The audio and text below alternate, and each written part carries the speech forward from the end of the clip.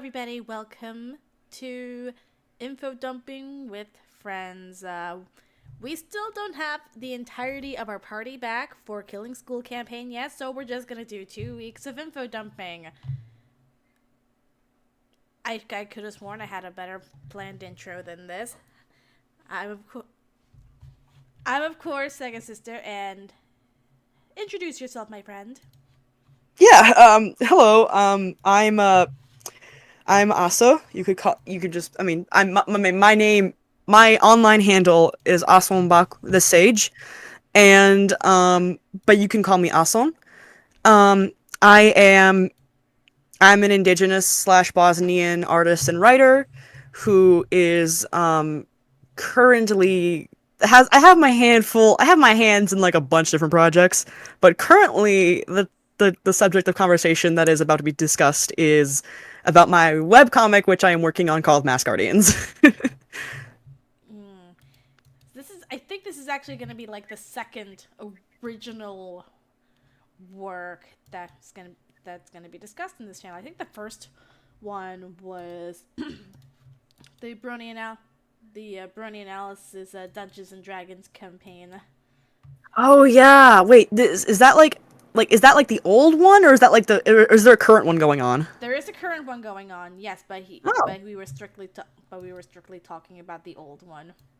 right, yeah. I know the old one had like issues with and stuff like that that they came up with. Just yeah. With certain people. Yeah. Yeah. And all right, before we get started, commission info for myself on screen is on screen. And do you want me to put a link to your commission info in the chat? Um, yeah, sure. Just hey, hang on. Just like give me a quick second to find something real quick, just so I'm not sitting here like a floating duck. Let me give you an accurate thing for me. No Um, problem. okay. Do-do-do-do-do-do-do. Um, yeah, view published site. Okay. Yeah. This is where like I'm gonna send it to you on Discord. This is like my stuff basically. This is where you can find all my Alright information. then. Alright, shall we officially get started? Yeah, sure. God, I'm a little nervous, but I mean, this is the first time. I mean, this is not the first time I've done something like this before. I've been on like radio shows and stuff like that. I've done my own stuff. But pretty much, do you have any like actually do you have any like questions specifically, or do you just want me to get like just dive right into the rambling? Just dive right in. All right, okay, you're gonna regret saying that. But I mean, I guess that's why I'm here. But yeah, so for those who don't know, and assuming you don't, Mask Guardians, and I'm reading this off from my official like website and stuff like that. Mask Guardians is a fantasy adventure comic divided up into 3 volumes. It is about a young woman named Mia Fakuri and her adventures in the purgatory-like world of No Name, filled with the dead souls of former humans turned to horrific creatures, in which she has to return a mask to a god named Elisa, who keeps No Name in balance and from falling apart. But she has to collect masks on her journey there to open the gates to get to Elisa's realm within No Name. Along the way, she and 4 other people form a group of titular heroes.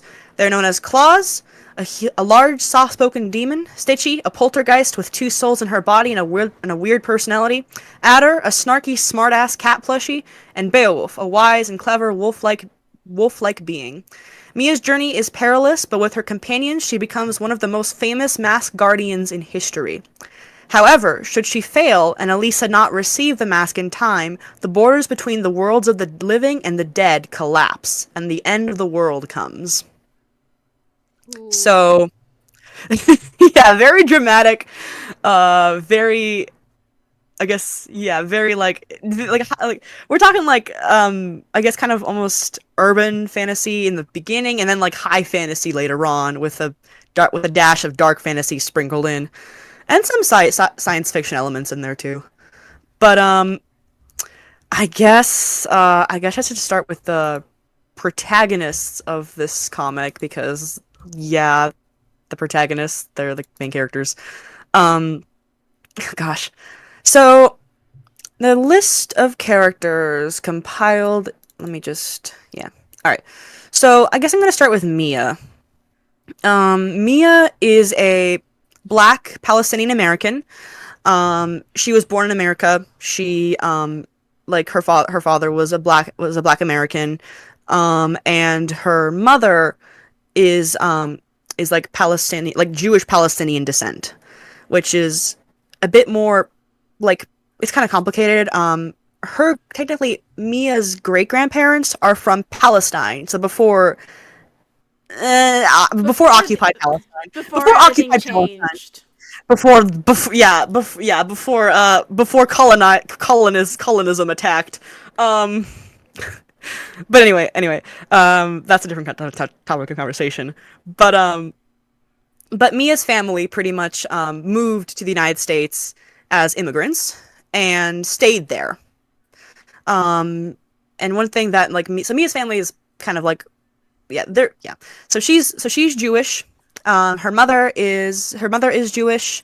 Her grandmother is Jewish, and her great grandparents are Jewish. However, her father was Black American, so that's why I say she's a Black American who is also a Palestinian American.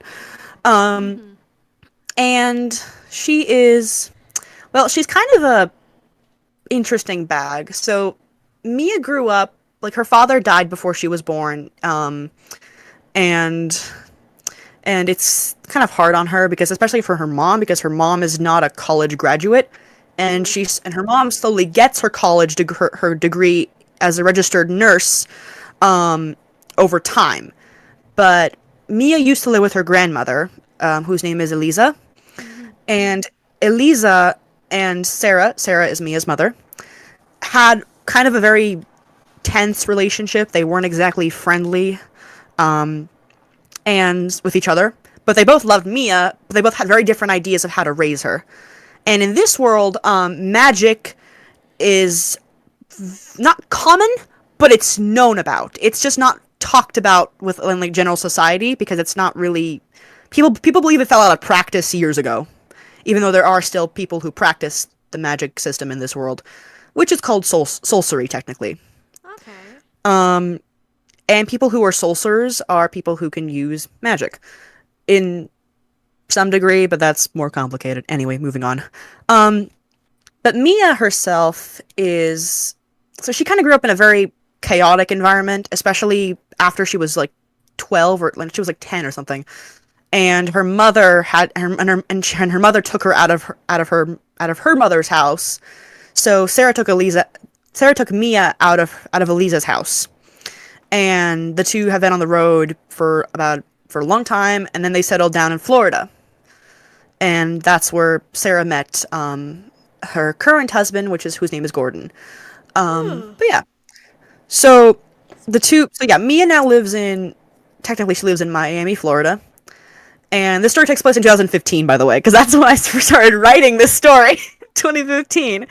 This story's been through a lot of rewrites, so if my stuff is like if my information is not currently accurate, everything I say is subject to change. Possibly, I'm not even kidding. It's like this is like a developing webcomic, but it is being written currently. Mm-hmm. So yeah, things are subject to change, and not everything I say may be fully accurate. Just a quick disclaimer there. Or maybe like completely accurate. Things may change. Things will probably change, but Mia, Mia and Sarah live in Florida, and Mia wants to go see Eliza because Mia hasn't seen Eliza for a very long time, and that's kind of how the comic starts. Mia basically moves back up to Boston, Massachusetts, which is where her grandmother lives, to go study to be a lawyer because that's what she's wanted to do, to some degree, because that's what her mom wants her to do. And that's also what she wants to do, kind of, but complicated. And I mean, Mia me. is, yeah, Mia is autistic. So Mia is, and she has a special interest in mythology. So she really likes, so she knows a lot about mythology. She knows a lot about like different cultures' mythology, not just Greek mythology. And she's very fascinated by all that.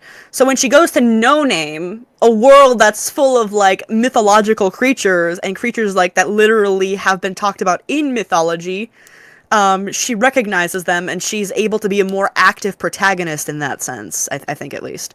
Okay. Um, and she can contribute more in that department because when she first goes to Elisa's house, she has no idea that she's descent from a magical family, which, by the way, Mia's descent from a magical family. Mia's family is magical. That long line of sorcerers. Um, but the thing is, Sarah never wanted to train Mia for reasons unknown. We don't know that yet. At least you guys don't know. I know, but you don't know. But Mia doesn't. Yeah, Mia's untrained. So when she goes to visit Elisa, um, it's kind of complicated because Elisa told Sarah she would not talk about magic shit with Mia. However, magic shit started happening to Mia in Boston, so Elisa had to come forward and talk about the magic shit. And as a result, she also basically sent Mia on her quest. She was like, "Okay, you gotta go. The world's gonna die otherwise." And Mia's like, "I've never been trained. What? Hello? Ah!" And that's how she ends up in No Name. Pretty much, she goes to No Name, and she's a she's kind of a fish out of the water. She has no idea what to do, how to do magic, and the only companion she has currently is Adder, the little shit cat thing. Actually, hang on. I wanna see if I can show this with you. Or share this with you because this is useful information. I'm gonna look under story stuff.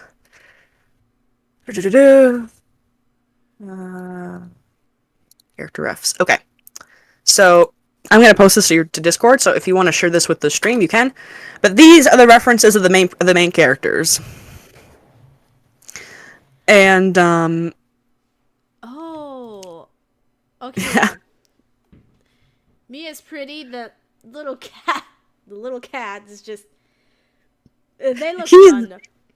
he's so done. He's so fucking done, man. He's a mess. His entire life is like it's complicated. It's very freaking complicated what happened with Adder. And I'm not gonna get into it now because it's spoilers. And it needs to be it's an important aspect of his character for why he's so grumpy. But yeah, Mia has Adder with her. Adder is an asshole to Mia. Like at first, he's a dick. So I guess I'm gonna talk about Adder now because just a little bit more about Adder. But Adder is this little tiny cat thing. He's a nightmare. He's a goober. He doesn't like people, for good reason, to some degree. But he's just chronically tired. Honestly, and I've given all of these characters like voice claims and stuff like that. And if I were to give Adder a voice claim, it would be Bradley Cooper, who plays Rocket Raccoon in Guardians of the Galaxy. That's how I imagine Adder to sound like. Just that same kind of personality and same kind of cadence and tone that Bradley Cooper portrays in the character of Rocket. So, and I love that. I just love how I love little shit characters who know what they're doing or who are very confident in themselves, but who are kind of dickheads to other people for tragic reasons usually, Yeah. but for reasons. Allow me to move this. Allow me to move this onto the screen. Sure. There. So people know what I'm talking about and who I'm looking at. Who are the goobers in the goobers? There we go. Yeah. Also, I just realized I colored this in Procreate, and the colors are kind of weird on my iPad versus what they look like on screen. They actually look more they look brighter on screen now that I look at it on screen. But anyway, Mia is not supposed to look that orange. Oh. What?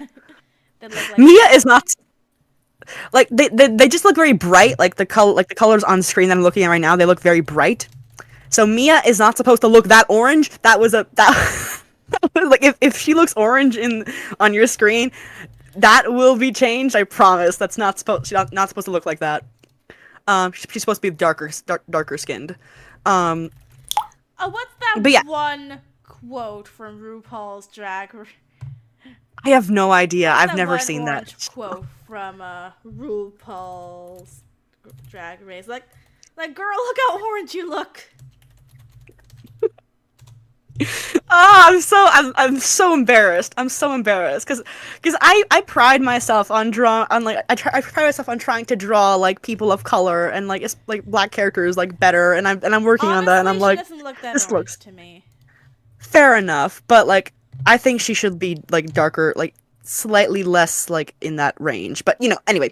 Valid. Moving on. Moving on. Um, Adder is a goober. I love him. Mia is less of a goober, but she's still a goober. She's the kind of goober who's quiet, but once you've activated her autism card, that is mythology, she's like rambling, and she loves things that are like mythological, or even things that are like magical. Like she loves to learn about magic. So when she starts learning about magic and she starts using magic, she gets very good at it because she's so committed to it. It's the power of autism. Power of autism. That's it. Sounds like she would make a good guest for this show one day. Yeah, no, for real. She's she's great. I love Mia as a character. She's become a very very dear and near character to me, and I really am excited for how I'm gonna like write her character and stuff like that, and the directions that are gonna be taken with her.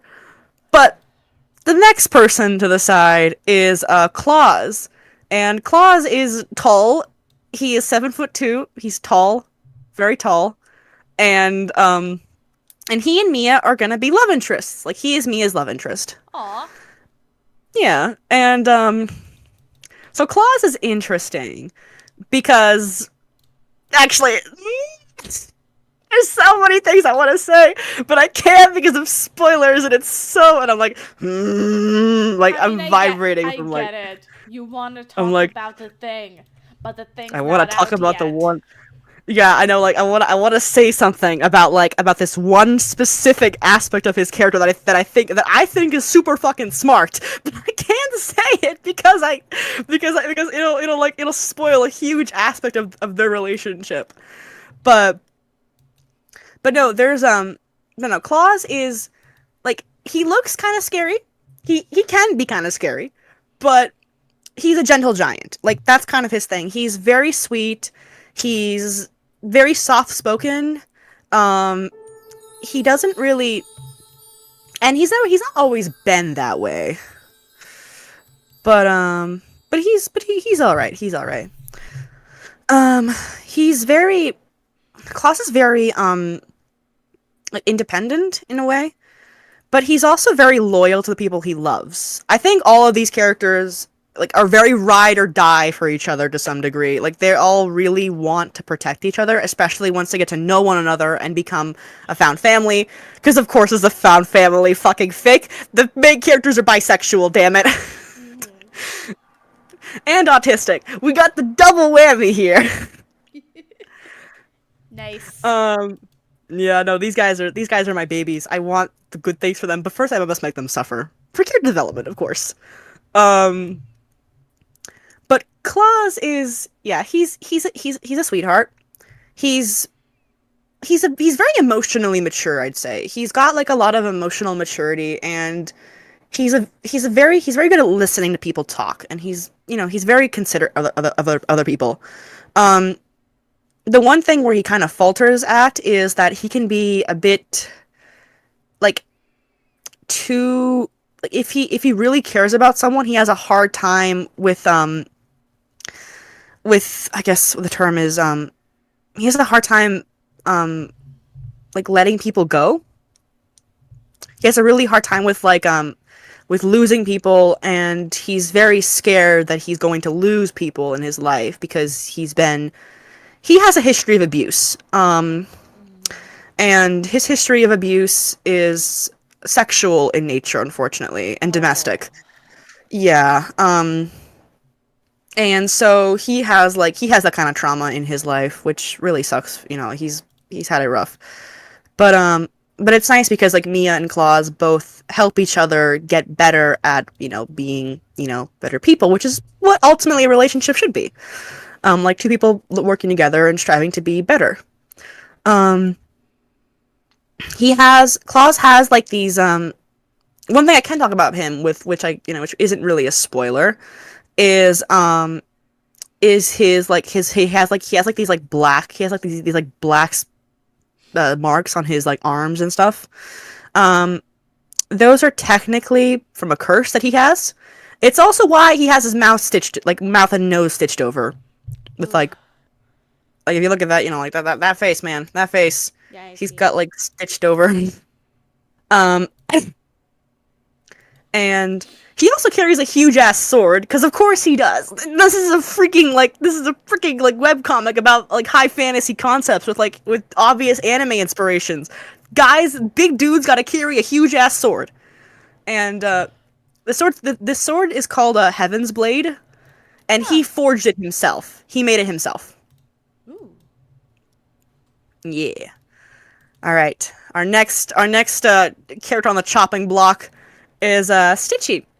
Stitchy is the poltergeist girl who has like stitches all over her face and stuff like that. As you can see, stitches is a common Design motif element. is a common motif in my designs for these characters. Yes. I've really tried to like step away from that, but you can tell I was obviously a Soul Eater kid growing up. You can tell where I got my inspirations from if you know me well enough. Mm-hmm. But but no, Stitchy is kind of like I don't know. I think the best way to describe her is to compare her to characters like Sachiko from from Ringu or the Ring in the English translation. And she's also very similar to Sadako from Corpse Party. So she's got those elements of like you know ghost girl kind of vibes, very in that department. But she's also very like but she's not really as malicious as those characters are, I'd say. She's got a very mischievous side to her. She's very mischievous. She likes to pull pranks. She's not exactly her loyalties are all over the place, and the only reason she helps Mia out according to her is because she thought it would be interesting. Sus. Sus as fuck, just saying.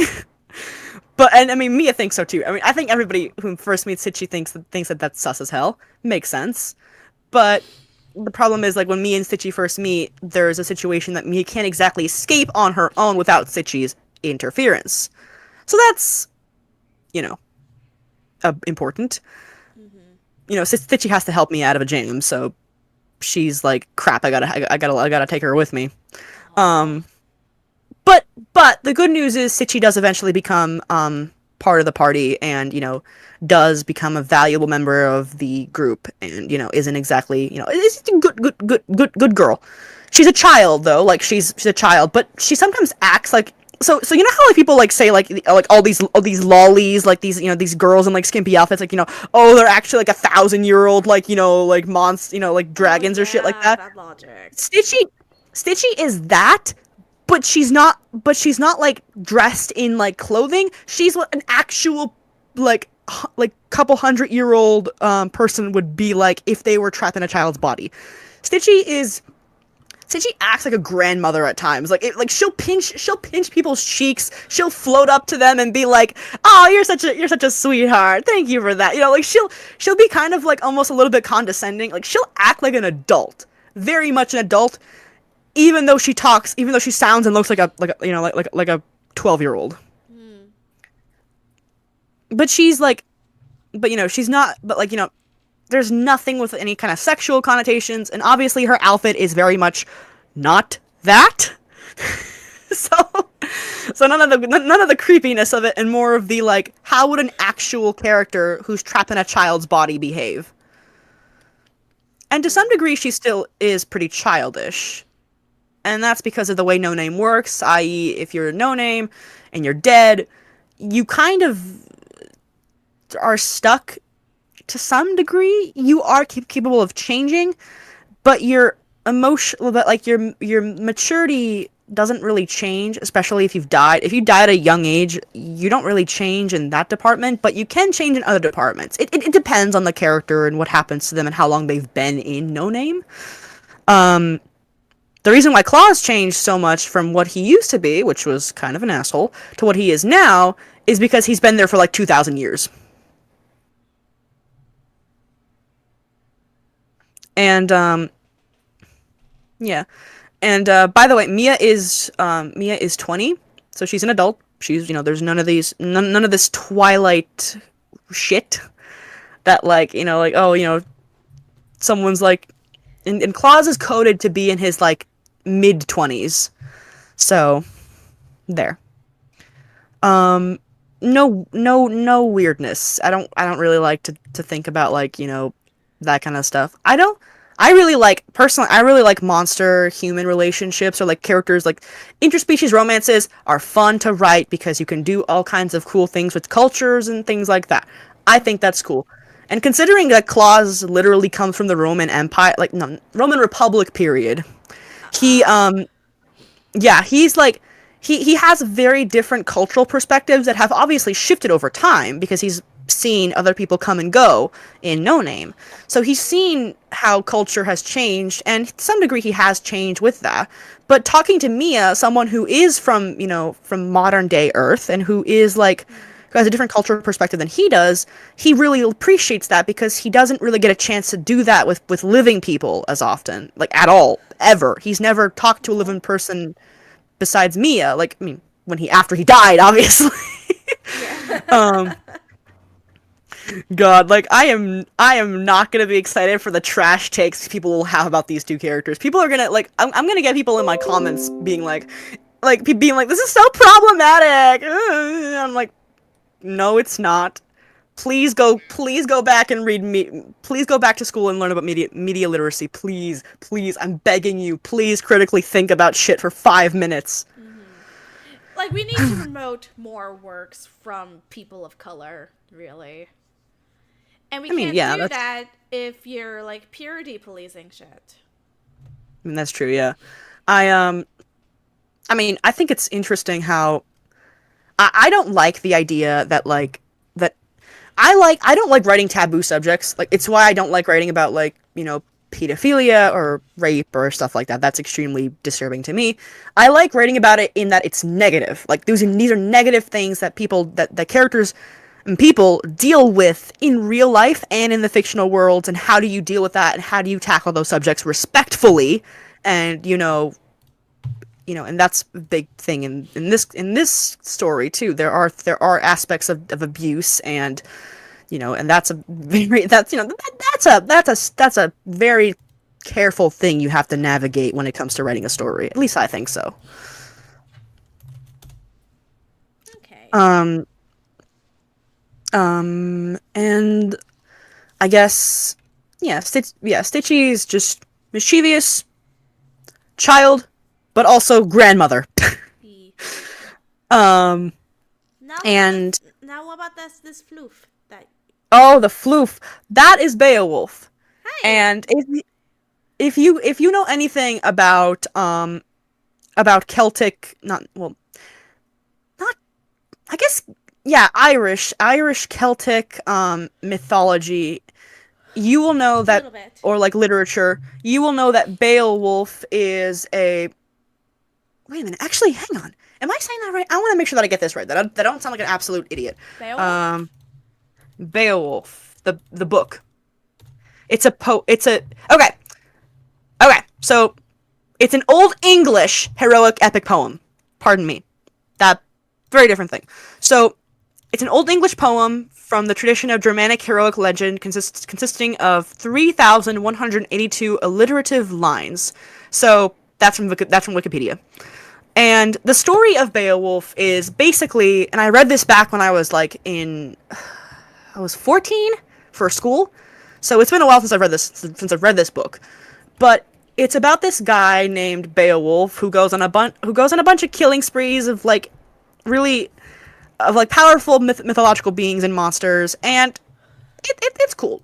But it's really complicated and kind of weird, but it's fun. Um, it's really interesting. I would recommend it. Again, it's been a while since I've read it, but I remember it being fascinating. Um, and I was a nerd as a kid. I liked to read shit like the Iliad and the Odyssey as a kid. I was a weirdo. um, Most of but us were weirdos as that's true. kids. Yeah, yeah. No, we're all weirdos here. That's respectable. Um, and yeah. So Beowulf specifically. He is not the name. He is not exactly the same name. He doesn't have the exact same namesake of the character Beowulf from the original poetic, like epic poem. Right. Um, but they do share a similarity in that when Beowulf was alive, my Beowulf, when Mass Guardian's Beowulf was alive, he was a fighter and he was a hunter who hunted down monsters in his area and killed them when monsters would cause problems in his area, Mm-hmm. which is something Beowulf, the character from the epic poem, did as well. And and so and so when Beowulf died, he went to No Name, and that's whole complicated stuff there. But Beowulf was turned into a warg, which is what these giant wolves are. They're called wargs. And you're probably wondering why these four characters who are, excuse me, why these three characters who are all dead. Adder is something else. He's not dead. Why Claw, Stitchy, and Beowulf specifically have very different forms and don't look the exact same and have been described to be different species and or different like beings. My So the guess thing is, is because, well, different cultures. to some degree, yes, but the idea is that when you end up in No Name, you get given either a you get to become either a part of a species or you become a singular. And a singular is a being that is a combination of two or multiple species because of different traits that you embodied as when you were alive, versus a species which have only specific traits associated with that. And if you were specifically like a lustful kind of person in life primarily, you would be turned into an incubus or a succubus. Um, if you were if you were someone who was if you were someone who died a horrific fate, died in a horrific way, or was, or in some way died in a tragic way, it's very likely you become a poltergeist. Stuff like that. Which is what Stitchy is. Stitchy is a poltergeist. Beowulf is a warg. Wargs specifically embody traits of heroism and power and strength and protecting other people. So that's how Beowulf became a warg. And for the most part, he likes his form. He's not against it. He used to be a human. Now he's a giant wolf. Cool. He can still talk. He can still talk. He can communicate. One thing that I want to point out. So, I don't know who here has seen the Golden Compass movie or I read. remember seeing it as a kid. Okay, but there was recently a series that came out like based off of the books called His Dark Materials, and like the books that His Dark Materials got adapted into a series called His Dark Materials. Fucking duh, no shit. And basically one of the characters in that book, in the book, movie, and in the series, his name is Yorick, and his voice claim, Beowulf's voice claim, is basically Yorick from His Dark Materials, the series, and the voice actor who plays him is Joe Tanberg. And that is who Beowulf would be played by, ideally, in an idealistic world. Ideally. Yeah. Yorick, huh? Did you know him well? What? Pardon me? You said the character was named Yorick. Did you know him well? Ha ha ha. Okay. Yeah, you got it! I did. Um, Mia specifically is played by Ariana DeBose, who is Asha from Wish. She's got like such a good voice, and I think for Mia, she's perfect. She was wasted in Wish. I think she was wasted in Wish. Her skills as a voice actress were wasted. Damn it. Yes, girl Um, deserves better than to be brushed off by bigots saying, "Oh, Disney kept go. When is Disney gonna learn that going woke means going broke?" yeah, Even though Little Mermaid, which also came out that year, did very well. right. Well, and I think you're gonna like this. Claus is played by Keith David. Ideally, Oh, he specifically Keith David's portrayal of Spawn from Mortal Kombat. okay. And I mean, Keith David also played Husk from Hazbin Hotel. He also played Dr. Facilier from uh the Princess and the Frog from the Disney movie Princess and the Frog. I fucking love Keith David. He's a great actor. I just like, Eee. and I think so. Yeah, Claus is also coded to be black, by the way. Um, Yes. and I just love the voice that Keith David has, and I think it fits perfectly for Claus. Just that like deep, rich baritone. Great shit, great shit. Um, so yeah, Stitchy is currently like her original voice claim was the voice actress for Tanya Degorachov from Saga of Tanya the Evil. Okay. Um, and just that like evil child kind of like vibe is like almost like the nature that I want to give Stitchy. But I want to change that. I think that there are other voice claims that I could give her that would make her sound more like, because Stitchy is more quiet and she rhymes. Like Stitchy, when she talks, she rhymes, exclusively rhymes. Okay. Yeah. So when she talks, sometimes she's very cryptic, and I want to make Stitchy sound, cryptic, and a good way to do that would be to give her a more soft-spoken voice, like something like this, where it's like, well, I suppose something like that would be possible, or something like soft and more almost intimidating in that way. Like you don't know what quite exactly she's thinking, and she's always smiling at you. Um, Okay. oof. Okay, I currently don't have updated references for the villains of this story, but there are a cast of villains for this story, man. Um, Oh. This story has its own rogue. Wait, is that the right term? Rogues gallery? yeah, Rogues Gallery. That is a term. That is a term. Yes.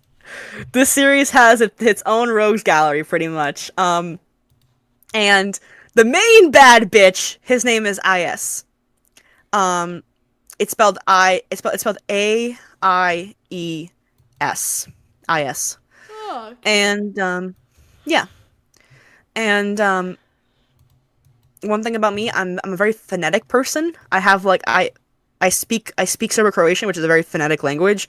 So a lot of the ways I spell things, it's very like I connect specific letters to specific sounds, and I pronounce all the letters and all the sounds in a word.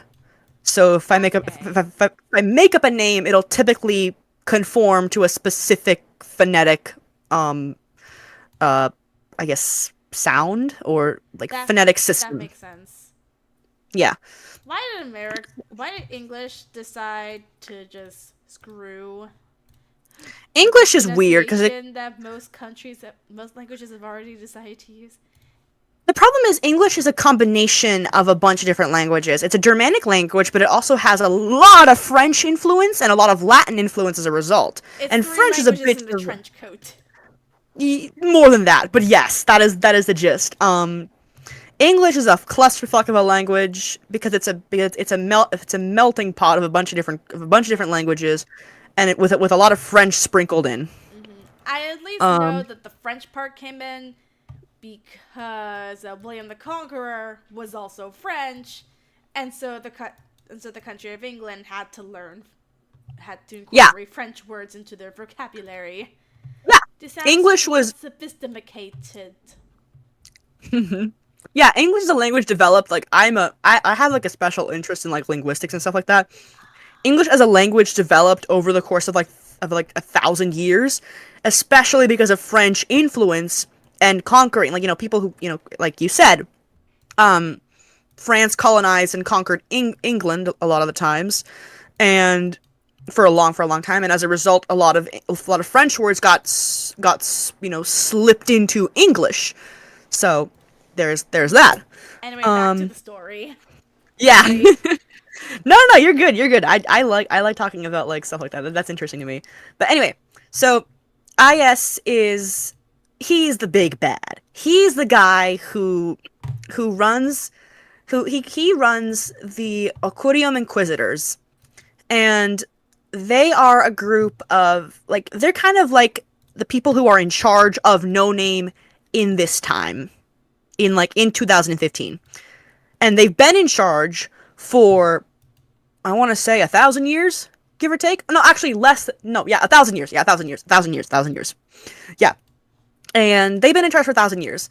IS has been the leader of this group of this like I guess theocracy or whatever. No, it's not theocracy. It's I guess maybe it's an oligarchy Oh, or okay. whatever. Anyway, I Yeah, think it's an oligarchy. theocracy Yeah, is a basically a religious religion belief. rules. Yeah, yeah.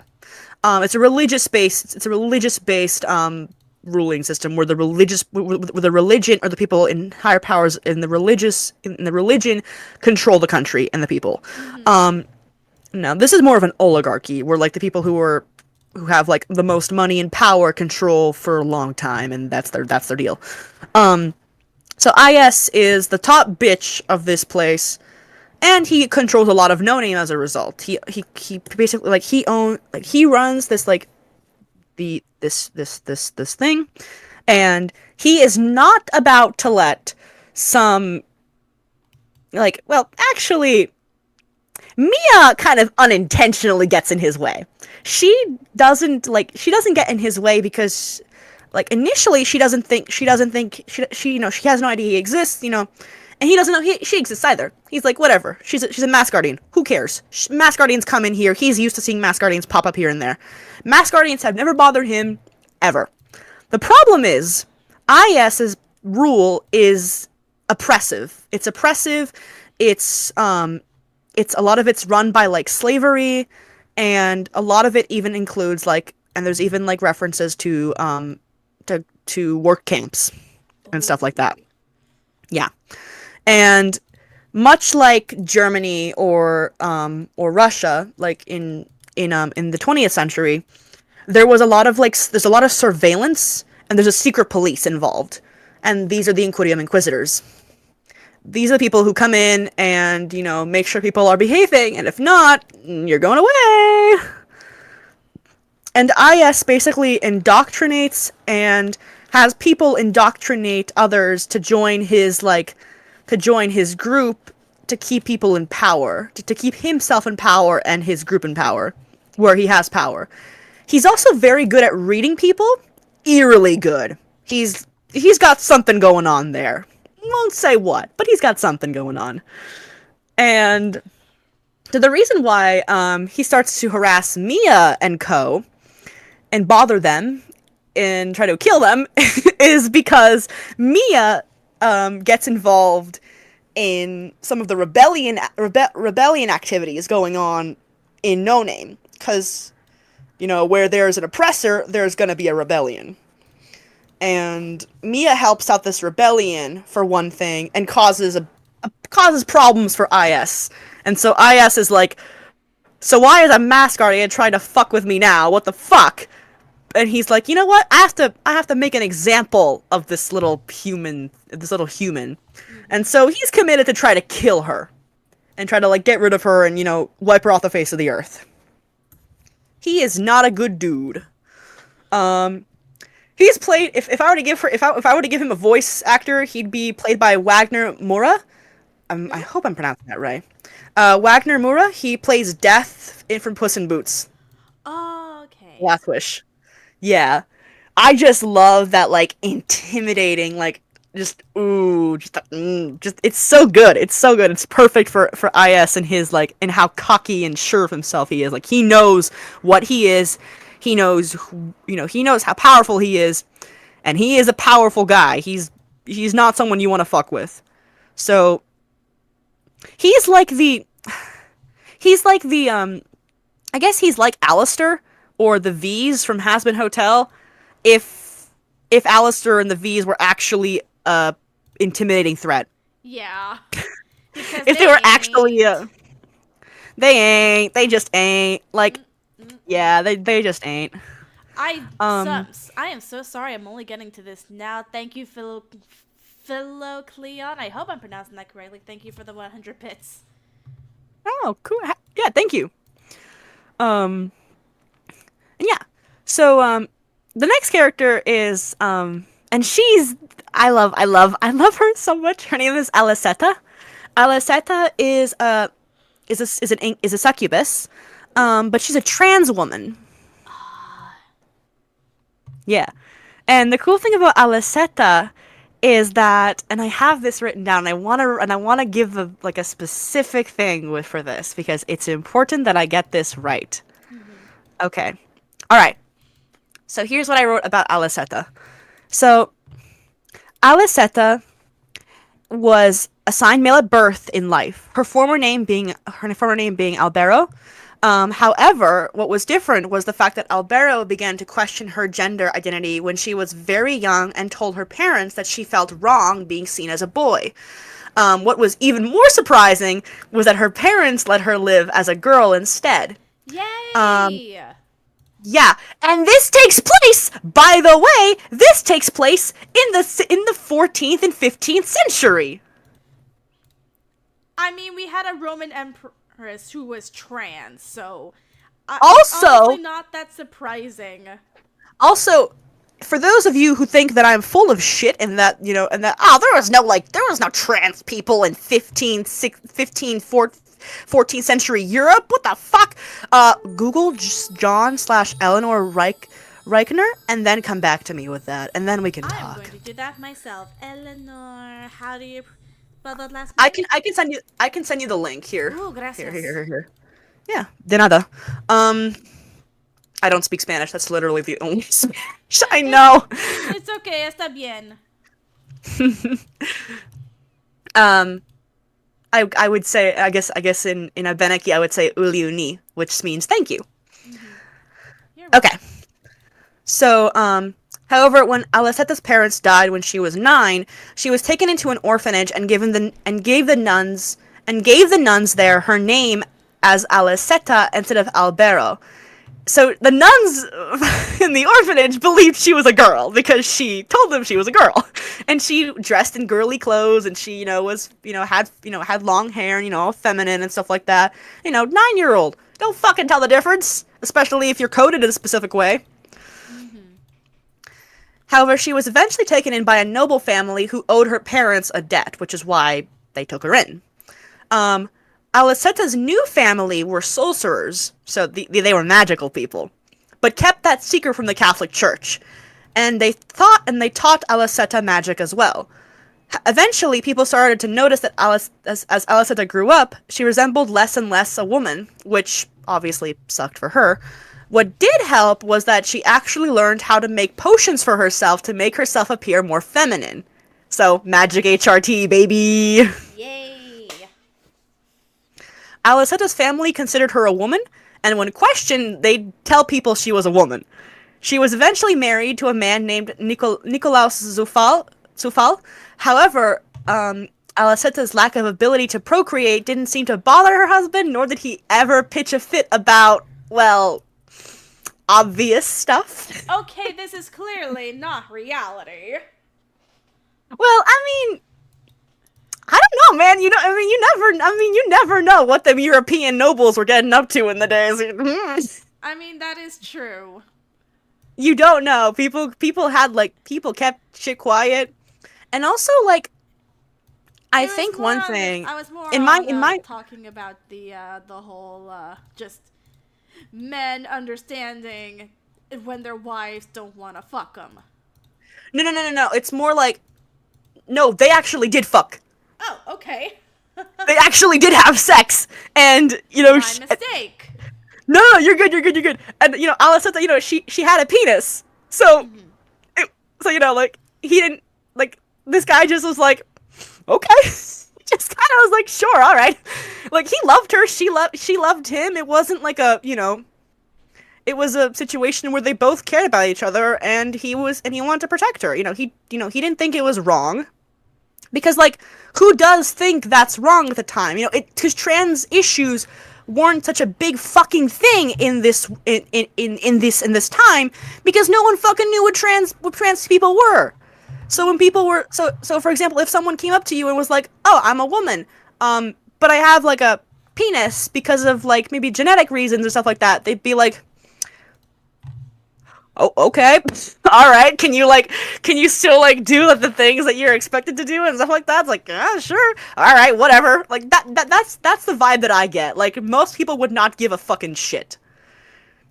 Yeah. It's only like the Catholic Church and like really fucking like those like religious weirdos who would give a shit, I believe. Once again, Christianity ruins everything.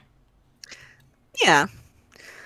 So yeah, they were actually quite happy together, and Aliceta's gender was never questioned, from her family.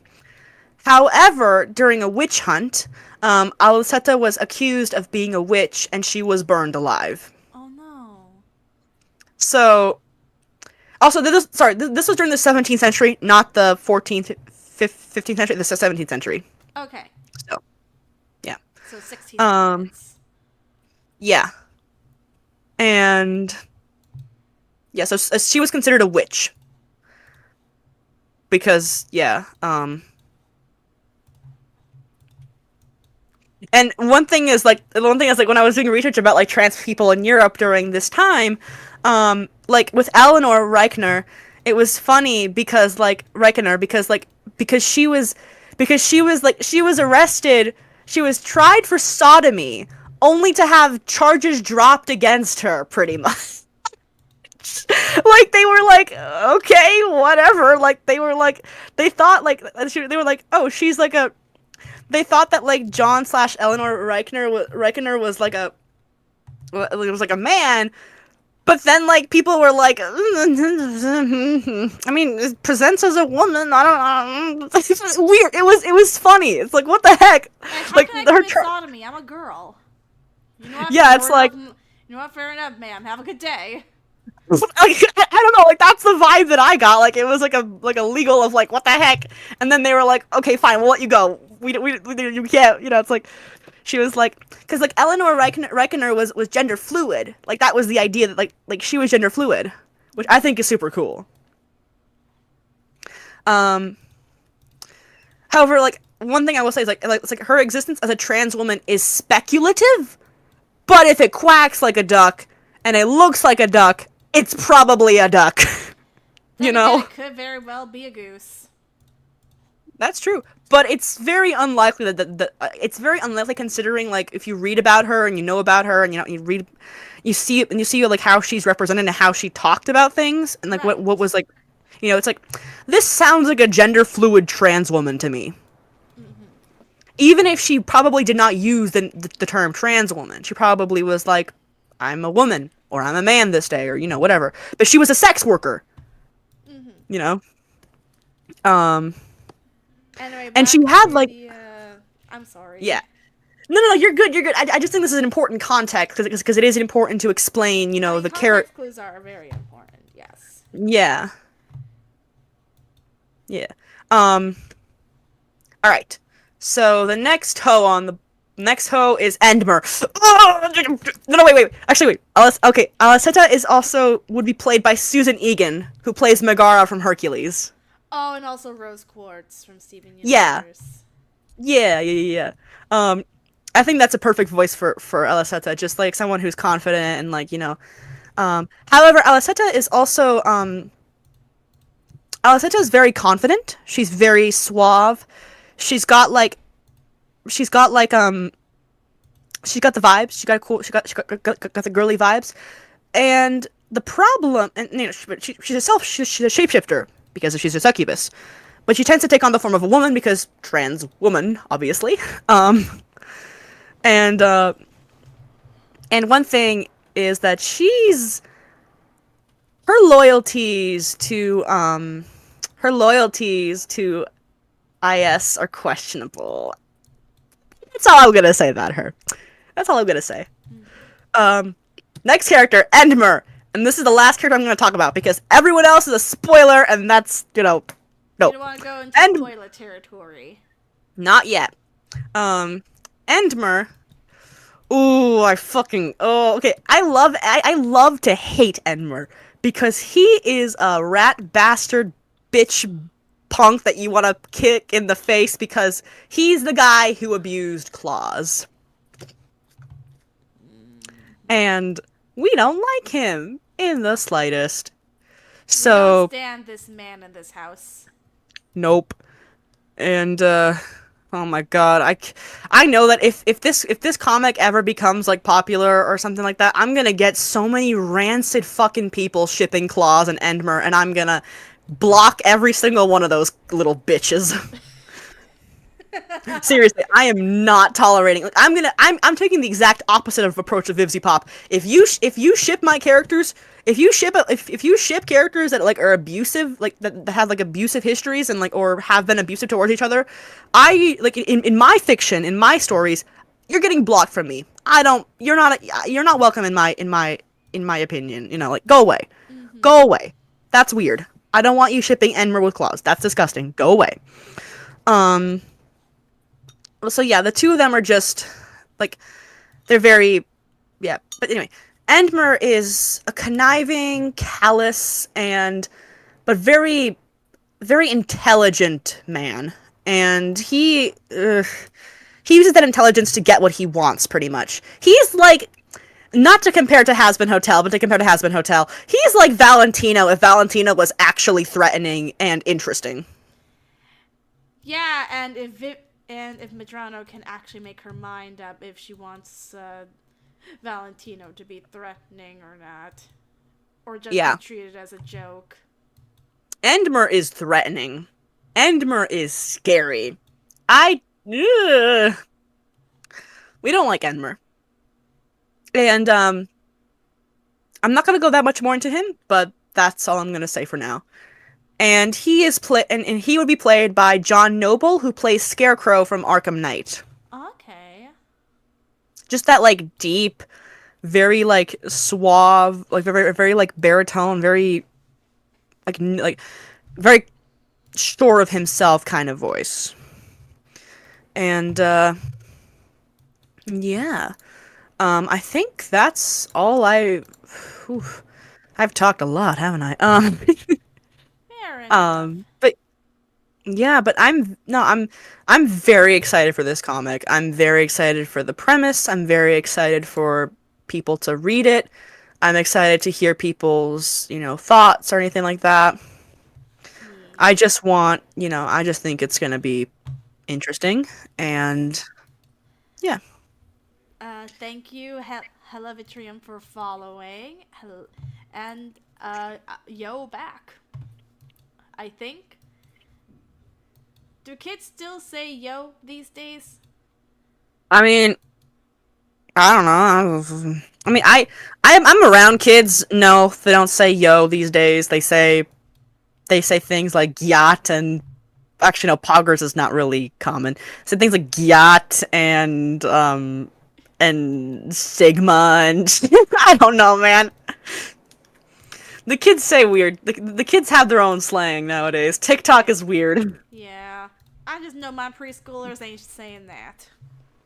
Oh no, of course not. Preschoolers are babies. They don't know none of that. They don't know. Um, they don't need to know any of that. They're preschoolers.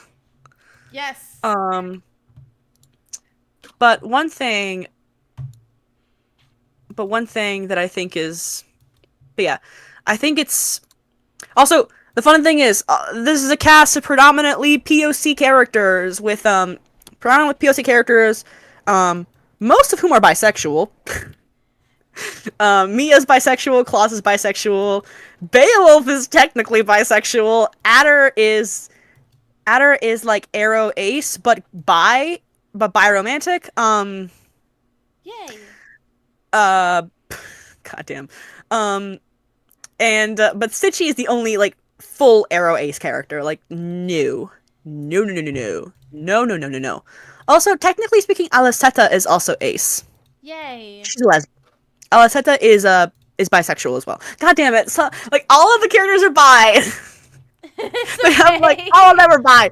All of them are bi. They're all bisexual and or trans and or like there is representation in this stuff. I hope to do it justice. I mean, I myself am a trans indigenous person, so you know Yes. whatever floats your boat. But yeah, so that's pretty much all I have to say. Is there anything you wanted to ask or any specific questions you had?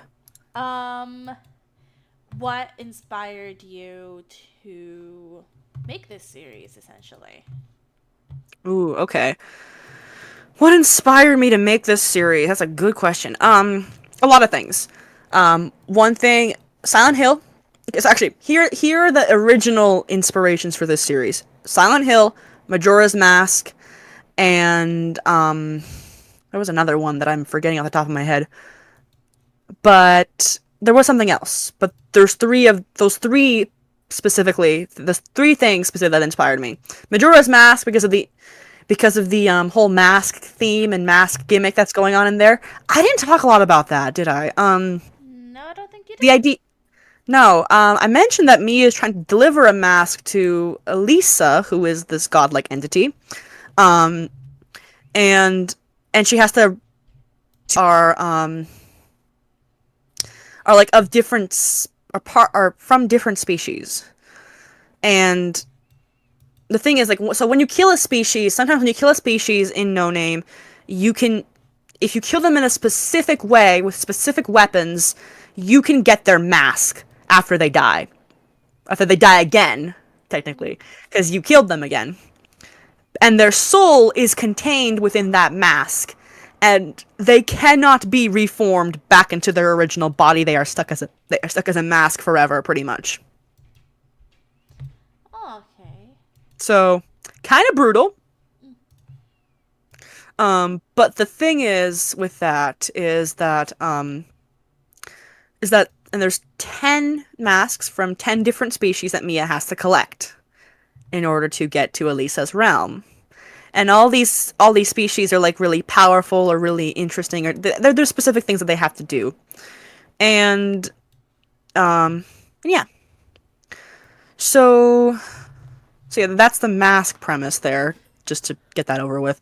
And that's where the Majora's Mask connection comes in. If you know anything about like Majora's Mask, you know that that's a very similar. There's a huge game mechanic in Majora's Mask where if you put on the mask, you take on the appearance and the abilities of that specific species from which you are putting on the from the mask that with on which from which you are putting it English. The Okay. mask that you have basically the mask from masks in Majora's Mask function very similarly They function to the way here. that they do in Mask Guardians. Yes. Um, in Majora's Mask, you know, a mask represents the dead soul of someone from Termina specifically, and and when you put on a mask, turn into the you turn into the creature slash being of that mask, and and the soul from that mask. So same thing in Mask Guardians to some degree. However, in Mask Guardians, Mia can actually hear the voices of the spirits in the mask when she puts it on. Okay. So yeah, um, Silent Hill because there's some like dark elements and some things that just sound really that like just are kind of spooky and stuff like that. All right. Um, yeah, no, it's yeah, that's it. I think there's a lot of moving parts to this series that I can't really get into without overwhelming you with a lot of knowledge because I feel like I'm just overwhelmed. I've just said a lot of things. Um, I think I should have had bullet points for this because it would have been easier that way, but unfortunately, hindsight is 2020. Yeah. And this was last minute. Unfortunately, again, I apologize. No, it's okay. Um, no, I just hope that like if any of you who are watching that sounds interesting, I think uh I think Venus here should have like a link or something to this stuff. I don't know. Yes, I believe you Sorry. did send me the link to the blog that the comic is Yeah. going to be on. Yes. It's currently a dead like it's like currently like but if you want to follow it and and you'll get updates for the comic and stuff like that through there. It's on Tumblr, so you gotta sign up for Tumblr. I'm planning on maybe doing it like maybe hosting it on a different website. Maybe NeoCities or something like that. But that'll be that's a different thing entirely, and maybe someday I'll get there. But for now, it's gonna be on Tumblr. Valid. Okay. If I try to put the link direct while I'm on my desktop, you're just gonna start hearing the echoes. Oh dang. Yeah. Okay. Upload it to Twitch. And should upload to should be on the YouTube soon enough. Anything else you would like to say about this series? Um. Let me think for a second. I guess one more thing to say is if you like romances between like you like interspecies romance, you like you like character driven stories, you like stories about political intrigue and suspense and high fantasy action and magic and stuff like that, you know, very like I think you'll like this comic. I think you'll like this comic. Yeah. And I believe is that all for the night? That should be all from me. Yeah. Okay. Thank you for showing.